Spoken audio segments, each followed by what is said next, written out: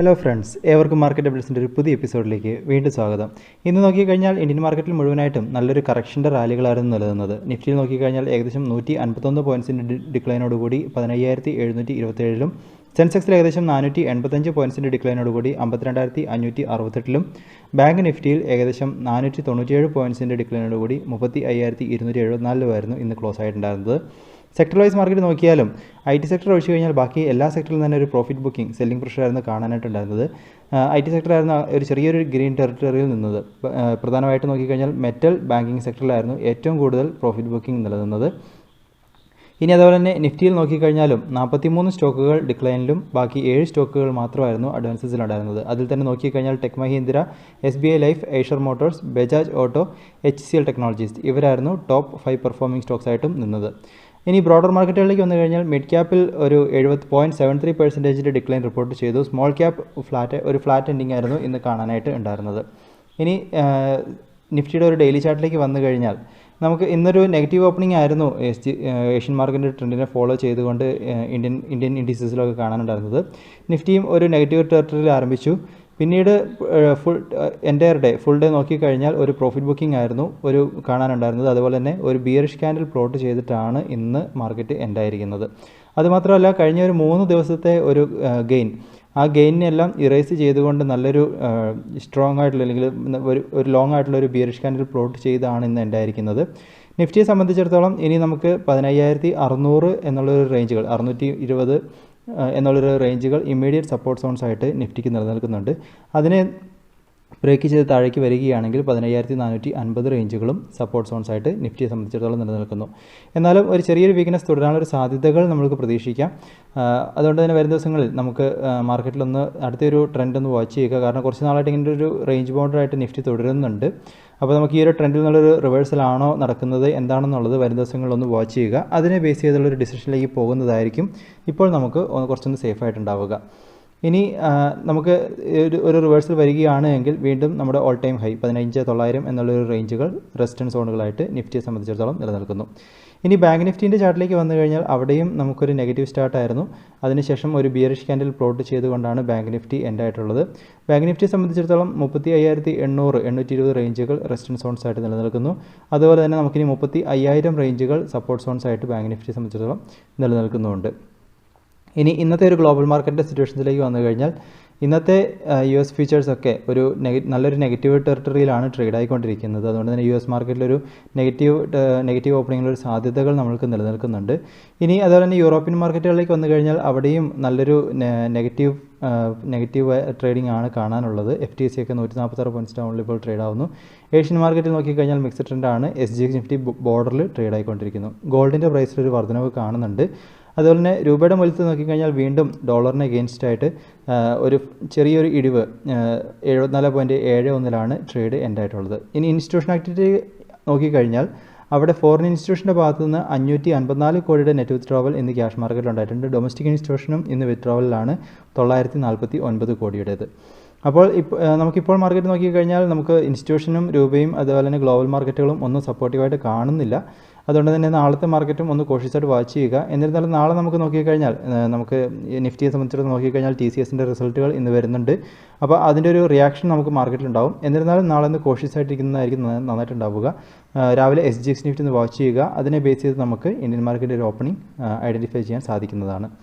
ഇനി സ്റ്റോക്കുകളെ സംബന്ധിച്ചിടത്തോളം നോക്കിക്കഴിഞ്ഞാൽ നാളത്തെ മാർക്കറ്റിൻ്റെ ട്രെൻഡുകളൊക്കെ ഒന്ന് അനലൈസ് ചെയ്തതിന് ശേഷം മാത്രം എൻട്രികൾ എടുക്കുന്നതാണ് നല്ലത്. മാർക്കറ്റിൻ്റെ ട്രെൻഡൊക്കെ നമുക്ക് ഐഡൻറ്റിഫൈ ചെയ്തതിന് ശേഷം.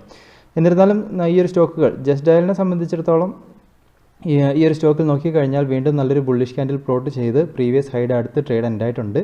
അപ്പോൾ നമുക്ക് 1084-85 ബ്രേക്ക് ചെയ്യുകയാണെങ്കിൽ വീണ്ടും ഒരു അപ്സൈഡ് ഒരു ബൈയിങ് പ്രഷറിനുള്ള സാധ്യതകൾ നമുക്ക് ജസ്റ്റ് ഡയലിൽ നിലനിൽക്കുന്നുണ്ട്. അതുപോലെ തന്നെ ഇന്ദ്രപ്രസ്ഥ ഗ്യാസ് ലിമിറ്റഡ് ഈ ഒരു സ്റ്റോക്കിൽ നോക്കിക്കഴിഞ്ഞാൽ ഇവിടെയും വീണ്ടും ഒരു ബുള്ളിഷ് ബ്രേക്കൗട്ടുകൾ പോലെ കാണുന്നു.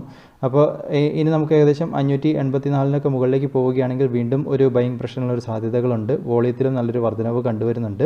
അപ്പോൾ ഇതിൽ നോക്കിക്കഴിഞ്ഞാൽ ഇവർ ഡൽഹിയിലുള്ള CNG അതേപോലെ തന്നെ PNG ഈ ഒരു ഇതിൻ്റെയൊക്കെ ഒരു പ്രൈസ് അവർ വർദ്ധിപ്പിച്ചു എന്നുള്ളൊരു അപ്ഡേറ്റുകൾ ഇന്ന് വന്നിട്ടുണ്ടായിരുന്നു. അപ്പോൾ ആ ഒരു വാർത്തകളായിരുന്നു ഇന്ന് പ്രധാനമായിട്ടും ഈ ഒരു സ്റ്റോക്കിൽ നിന്ന് ഇമ്പാക്റ്റുകൾക്ക് കാരണങ്ങളായിട്ട് നിലനിൽക്കുന്നത്.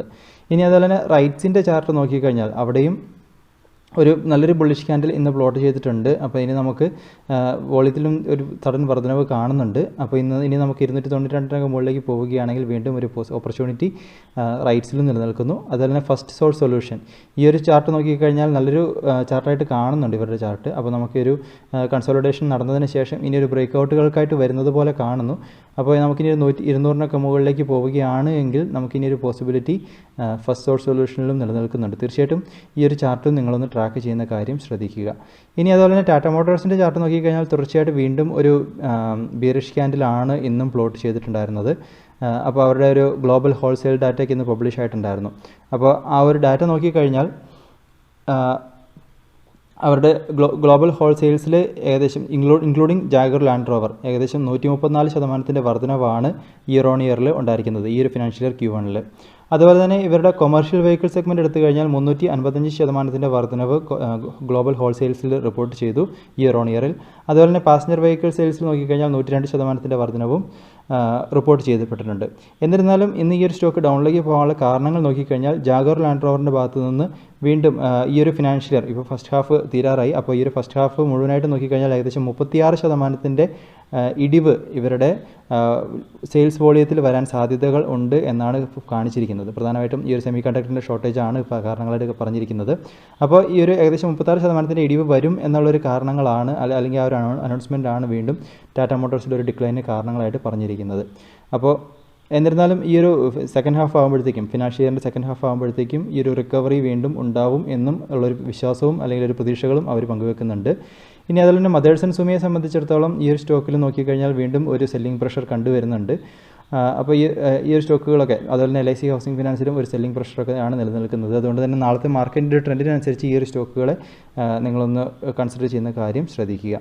ഇനി പ്രധാനപ്പെട്ട അപ്ഡേറ്റുകളിലേക്ക് പോവുകയാണെങ്കിൽ ആദ്യം തന്നെ ടെക് മഹീന്ദ്രയെ സംബന്ധിച്ചിടത്തോളം അവർ പാലോ ആൾട്ടോ നെറ്റ്വർക്ക് ഒരു ഗ്ലോബൽ സൈബർ സെക്യൂരിറ്റി ലീഡറാണ്. അപ്പോൾ അവരുമായിട്ടൊരു പാർട്ട്ണർഷിപ്പിലേക്ക് വന്നിട്ടുണ്ട്. പ്രധാനമായിട്ട് നോക്കിക്കഴിഞ്ഞാൽ ഒരു full suite managed security service provide ചെയ്യുക ഇവർ പാലോ ആൾട്ടോ നെറ്റ്വർക്കിന് പ്രൊവൈഡ് ചെയ്യുക എന്നുള്ളൊരു പാർട്ട്ണർഷിപ്പിലേക്കാണ് ടെക് മഹീന്ദ്ര വന്നിരിക്കുന്നത്. ഇത് ഇവർക്കൊരു പോസിറ്റീവ് ന്യൂസായിട്ട് നിലനിൽക്കുന്നു. അതുപോലെ തന്നെ നമ്മൾ ഇന്നലെ സംസാരിച്ചിട്ടുണ്ടായിരുന്നു ടയർ കമ്പനികളെക്കുറിച്ച്. ടയർ കമ്പനികൾക്ക് ഒരു പോസിറ്റീവ് ഡിമാൻഡ് വരാനുള്ള ഒരു സാധ്യതകളുണ്ട് എന്നുള്ളത്. തുറന്ന് നോക്കിക്കഴിഞ്ഞാൽ ഇന്ന് JK ടയേഴ്സിൻ്റെ ഭാഗത്ത് വന്ന അപ്ഡേറ്റുകൾ നോക്കുമ്പോൾ അവർ ഹ്യുണ്ടായി ആയിട്ടുള്ള അവരുടെ ഒരു പാർട്ട്ണർഷിപ്പ് അവരുടെ ഒരു മാനുഫാക്ചറിങ് പാർട്ട്ണർഷിപ്പ് വീണ്ടും എക്സ്പാൻഡ് ചെയ്തിരിക്കുകയാണ്. ഹ്യുണ്ടായുടെ ലേറ്റസ്റ്റ് മോഡൽ അൽക്കസാറിന് വേണ്ടിയിട്ടുള്ള ടയർ നിർമ്മാണം ഇവരാണ് ഏറ്റെടുത്തിരിക്കുന്നതെന്നാണ് അപ്ഡേറ്റുകളിൽ പറഞ്ഞിരിക്കുന്നത്. അതുപോലെ തന്നെ CEATനെ സംബന്ധിച്ചിടത്തോളം അവർ ടയർ ആൻഡ് മോർ എന്നുള്ളൊരു ഓൺലൈൻ ഡിജിറ്റൽ പ്ലാറ്റ്ഫോം അവരുമായിട്ടൊരു പാർട്ട്ണർഷിപ്പിലേക്ക് വന്നിട്ടുണ്ട്. അപ്പോൾ അതിൽ നോക്കിക്കഴിഞ്ഞാൽ ഈ ഒരു ടയർ ആൻഡ് മോർ എന്നുള്ളൊരു ഡിജിറ്റൽ പ്ലാറ്റ്ഫോമിൽ ഇവരുടെ ഒരു ടയേഴ്സൊക്കെ സെല്ല് ചെയ്യാനായിട്ട് ഓൺലൈൻ സെല്ലിന് വേണ്ടിയിട്ടും അതുമാത്രമല്ല കോൺടാക്ട്ലെസ് ഫിറ്റ്മെൻറ്റ് സർവീസ് കസ്റ്റമറിന് വേണ്ടിയിട്ട് ഇങ്ങനത്തെ ഒരു സർവീസ് പ്രൊവൈഡ് ചെയ്യാനും ഉള്ളൊരു പാർട്ട്ണർഷിപ്പ് ഈ CEAT ഇവരുമായിട്ട് വന്നു എന്നുള്ളത് CEATന് ഒരു പോസിറ്റീവ് ന്യൂസായിട്ട് നിലനിൽക്കുന്നു.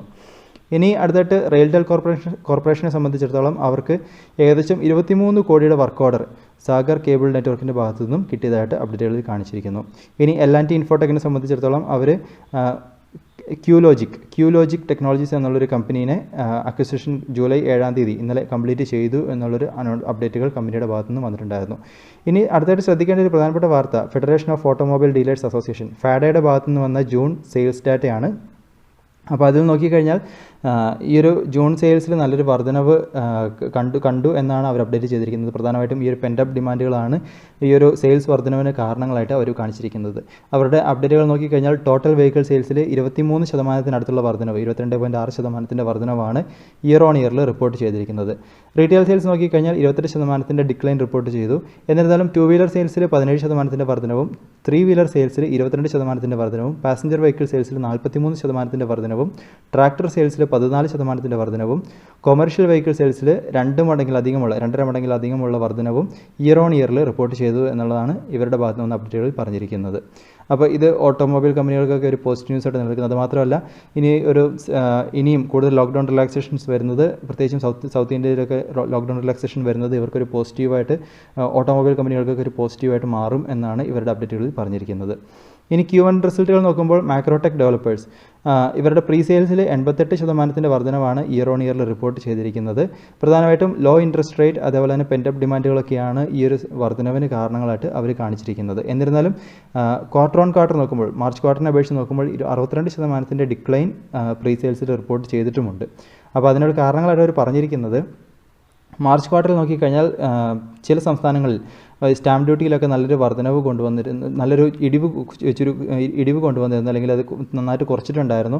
അപ്പോൾ അതുകൊണ്ട് തന്നെ ആ ഒരു സമയത്ത് ബുക്കിംഗ് ഒക്കെ നല്ല രീതിയിൽ വർദ്ധിച്ചു എന്നുള്ളൊരു കാരണങ്ങളായിട്ട് പറഞ്ഞിരിക്കുന്നത്. ഇനി അടുത്തായിട്ട് ബജാജ് ഹെൽത്ത് കെയറിനെ സംബന്ധിച്ചിടത്തോളം ഒരു പോസിറ്റീവ് ന്യൂസ് നോക്കിക്കഴിഞ്ഞാൽ DRDO വികസിപ്പിച്ചെടുത്ത കൊറോണ ട്രീറ്റ്മെൻറ്റ് മെഡിസിൻ 2DG അപ്പോൾ അത് മാനുഫാക്ചർ ചെയ്യാനും അതുപോലെ തന്നെ മാർക്കറ്റ് ചെയ്യാനുള്ള ലൈസൻസ് അവർക്കും കിട്ടി എന്നൊരു അപ്ഡേറ്റുകൾ കൊടുത്തിട്ടുണ്ടായിരുന്നു. തുറന്ന് നോക്കിക്കഴിഞ്ഞാൽ ഈ ഒരു സ്റ്റോക്ക് ഇന്നും നല്ലൊരു അപ്സൈഡിൽ നിന്നിട്ടുണ്ടായിരുന്നു. അപ്പോൾ ഇതിനു മുമ്പ് നോക്കിക്കഴിഞ്ഞാൽ ലോറസ് ലാബിനായിരുന്നു ഈ ഒരു ലൈസൻസ് കിട്ടിയിട്ടുണ്ടായിരുന്നു. തുടർന്ന് ഇവർക്കും ഈ ഒരു ലൈസൻസ് വിൻ ചെയ്തതായിട്ട് അപ്ഡേറ്റുകളിൽ പറഞ്ഞിരിക്കുന്നു.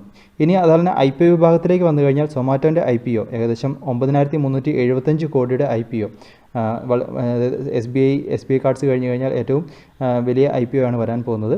അപ്പോൾ 9375 കോടിയുടെ IPO ജൂലൈ 14-ാം തീയതി ഓപ്പൺ ആകും എന്നൊരു അപ്ഡേറ്റുകൾ ഇന്ന് എക്കണോമിക് ടൈംസിൽ കണ്ടിട്ടുണ്ടായിരുന്നു. അപ്പോൾ ഇതിന് പ്രൈസ് ബാൻഡായിട്ട് അവർ ഫിക്സ് ചെയ്തിരിക്കുന്നത് 72 മുതൽ 76 രൂപ പെർ ഷെയറിലാണ്. അതുപോലെ തന്നെ 195 ഷെയർസിൻ്റെ ലോട്ടായിട്ട് വേണം, ഒരു ലോട്ടിൽ 195 ഷെയർസ് ഉണ്ടാവും, അങ്ങനെ ഒരു ലോട്ടായിട്ട് വേണം അപ്ലൈ ചെയ്യാനായിട്ട്. മാക്സിമം 13 ലോട്ട് അപ്ലൈ ചെയ്യാൻ സാധിക്കും. അതുപോലെ തന്നെ ജൂലൈ 27-ാം തീയതി ഈ സൊമാറ്റോ മാർക്കറ്റിൽ ലിസ്റ്റ് ചെയ്യാനുള്ള സാധ്യതകളും ഈ ഒരു ആർട്ടിക്കിൾ കണ്ടിട്ടുണ്ടായിരുന്നു. അപ്പോൾ ഈ ഒരു IPO വളരെ നാളുകളായിട്ട് നമ്മളിങ്ങനെ കണ്ടുകൊണ്ടിരിക്കുകയായിരുന്നു. അപ്പോൾ ഈ ഒരു IPO തീർച്ചയായിട്ടും നിങ്ങൾ ഇൻട്രസ്റ്റഡ് ആണെങ്കിൽ ഇവരുടെ ഒരു ഡാറ്റകളൊക്കെ വാച്ച് ചെയ്യുക. DRHP ഫയലും RHP ഫയലൊക്കെ സെബിയുടെ വെബ്സൈറ്റിൽ ലഭ്യമാണ്. തീർച്ചയായിട്ടും അതൊക്കെ ഒന്ന് അനലൈസ് ചെയ്തതിന് ശേഷം നിങ്ങൾക്ക് ഈ ഒരു ഡേറ്റിൽ സബ്സ്ക്രിപ്ഷൻ വേണ്ടി അപ്ലൈ ചെയ്യാവുന്നതാണ്.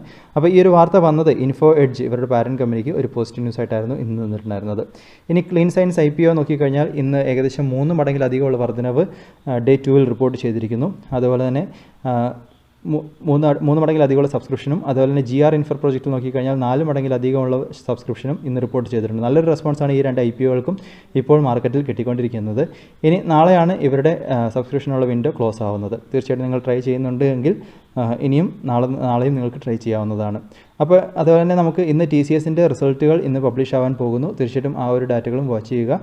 അപ്പോൾ ഇതൊക്കെയാണെന്ന് പറയാനുള്ള പ്രധാനപ്പെട്ട അപ്ഡേറ്റുകളായിട്ട് നിലനിൽക്കുന്നത്. തീർച്ചയായിട്ടും ഈ ഒരു ന്യൂസുകളും സ്റ്റോക്കുകളും നിങ്ങളുടെ അനാലിസിനായിട്ട് മാത്രം ഉപയോഗിക്കുക. അതുപോലെ തന്നെ കണ്ടെത്തുന്ന കാര്യങ്ങളൊക്കെ തീർച്ചയായിട്ടും ഷെയർ ചെയ്യുക. പുതിയ അപ്ഡേറ്റ്സ് ആയിട്ട് നമുക്ക് വീണ്ടും കാണാം. അതുവരെ this is Tony signing off.